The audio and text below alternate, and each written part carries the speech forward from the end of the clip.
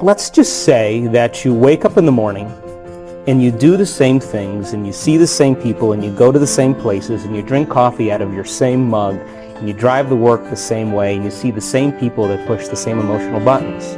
We could say that it's the external environment, the outer world, all the people you know and the things that you do and the places that you go. Your external environment is turning on different circuits in your brain, causing you to consciously or unconsciously think equal to everything that you know. And as long as you react and think equal to everything you know, you keep creating more of the same life. The principle in neuroscience says that nerve cells that fire together wire together. So if you keep thinking the same thoughts, if you keep performing the same actions, if you keep living by the same emotions, over time the redundancy of that begins to hardwire the brain into very specific patterns. And that pattern then becomes our identity or our personality. So most people, at a certain point in their life, they keep thinking the same way. They hardwire their brain into a certain pattern. They keep doing the same things that create habits that become part of their identity. And they keep living by the same emotions that are created from the same experiences. And the redundancy and repetition of that begins to cause the brain to fire in very finite networks. And that becomes what we call our identity. So that by the time we're 35 years old, psychology says that for the most part, we're a set of memorized behaviors and emotional reactions that make up who we are as an identity. So when it comes time to change, and people have to realize that 5% of their conscious mind is working against 95% of what they've memorized subconsciously. Wow. So it's kind of like mind and body working in opposition. So that becomes very difficult to change because we're using a very small percentage to go against what we've subconsciously memorized. And neuroplasticity says that you're in fact changed biologically by every thought you think, every new thing you learn, every new experience that you create, every new choice that you make, every new dream that you dream. Your brain begins to fire in new sequences and new patterns and new combinations. And whenever you make the brain work differently, you're changing your mind, because mind is the brain in action. So most people then, at a certain point in their life, they stop learning and they start feeling. And when feelings become the barometer for change, we'll always talk ourselves out of greatness, because when you change, it means that you're going to have to come out of your resting state, number one, and number two, you're going to have to feel a little uncomfortable. So the moment we start to feel uncomfortable, most people go, oh, I want to return back to that familiar identity. Mm-hmm. So here's how it works physiologically. If you have a thought, every time you have a thought, you make a chemical in your brain. If you have a great thought or an unlimited thought, you turn on a set of circuits in your brain in a very specific sequence and pattern that produces a level of mind that signals another part of your brain for you to begin to feel exactly the way you were just thinking, great or unlimited. If you have a negative thought or an unhappy thought, you turn on a different set of neural networks and a different combination and sequence that produces a different level of mind, that turns on a different blend of chemicals for you to feel exactly the way you were just thinking, negative or unhappy. Now, the moment you begin to feel the way you think, because the brain is in constant communication with your body, you begin to think the way you feel. So you begin to feel the way you think and think the way you feel and feel the way you think. And the cycle of thinking and feeling over time conditions the body to memorize that emotion better than the conscious mind. Whenever the body knows better than the mind, that's called a habit. Habit is when the body is the mind. Now, thoughts are the language of the brain, and feelings are the language of the body.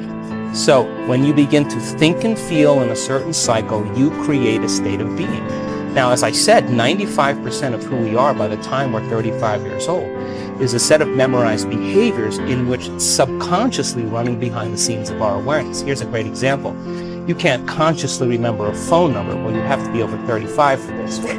You can't consciously remember a phone number, but you walk over to the receiver and you pick it up. You look at the dial pad and your fingers dial the number. You can't remember your ATM number, but your fingers can remember it. So you practiced it so many times that your body knows better than your brain. Now, 95% of who we are, by the time we're 35 years old, are those set of memorized subconscious automatic programs. Right? So now, the person wants to think positively, but they've been feeling negatively for the last, 25 years. They want to create a new life and, create a new vision for themselves, but they feel guilty. That's mind and body working in opposition. We have to recondition the body to the mind. And when the body becomes the mind, then when I said to change is to think greater than the body, What I mean by that is we have to think greater than the memorized emotions that the body has recognized or become familiar with. Well, stress is when the body's knocked out of balance. And when you're being chased by a lion, thousands of years ago, you turned on a primitive nervous system to mobilize all of this energy to prepare you for some threat or event in your external environment. When you mobilize all that energy, you're really saying, I got to take care of this body. I got to become aware of my environment, and how much time do I have to get there? So what was once highly adaptive, which means if you're being chased by a lion, you better make sure that you have enough energy to either fight or run. But now if you're thinking about, firing an employee, and you know that this person has a wife that's sick, and they have 4 children, and you know that they actually need the job more than the other person who's going to stay, and you begin to think about that over and over again, you're turning on the stress response just by thought alone. And what was once highly adaptive now becomes very maladaptive, because no organism in nature can survive under long-term stress. Long-term stress. Well, what it is that there's nothing wrong with having emotional reactions to things in your life. That's pretty much part of life. It's the repetition of those that keep the body out of balance. Now, your body is your unconscious mind. It does not know the difference between a stressor in your environment that produces a reaction and the thoughts that you think, that produce the same physiological response. To the body, it thinks it's in the same experience over and over again. And so if you keep mobilizing all of this energy for some threat that's real or imagined, there's no energy then for internal repair. There's no energy for growth and repair. And so if 2 cancer cells get together and they want to start a family or community, all of the troops are fighting a war in the external environment. There's no energy for growth and repair in the internal environment, whether it's heart disease, whether it's immune-mediated conditions, whether it's muscle pain, whether it's digestive disturbances, whether it's memory problems, infertility. It's all created by those hormones of stress, because as the body is living in that emergency mode, there's no real need for long-term building projects. And if you think about it, just in terms of the amount of energy that we have available, it's an interesting phenomenon, because those chemicals of stress are highly addictive. They give us a rush of energy. Are they? Oh, and yes. we begin to associate the problems and the conditions in our life with feeling alive. So we begin to subconsciously keep the problems, the bad relationships, the bad jobs in our external world to reaffirm our emotional addictions, so we can remember who we are as a somebody. So here's an example where you see a lion. You're going to turn on the fight or flight nervous system. But you could see your mother-in-law and you could have the same reaction, where you could begin to auto-suggest and think about the problems in your life. And in all 3 cases, you're turning on that sympathetic nervous system. And as you turn on this primitive nervous system, you have to mobilize energy to prepare you for some threat so that your body can adapt to those conditions. So signal travels down to the adrenal glands through the spinal cord. The adrenal glands squirt out a bunch of adrenaline and adrenal hormones, and you get this rush of energy.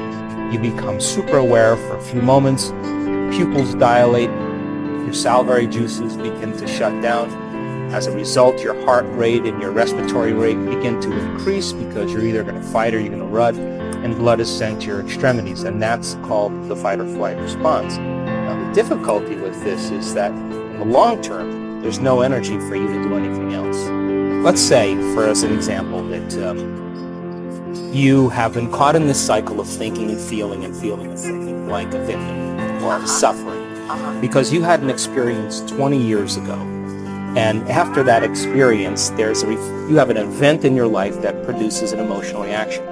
Now, what most people don't know is that when you have an emotional reaction, there's a refractory period of chemicals that are created that are connected to that experience. As a matter of fact, feelings and emotions are the end product of past experiences. So if people don't know how to control their emotional reactions, and they allow that refractory period to run for hours or days, that's called a mood. So what's wrong with you? Oh, I'm in a mood.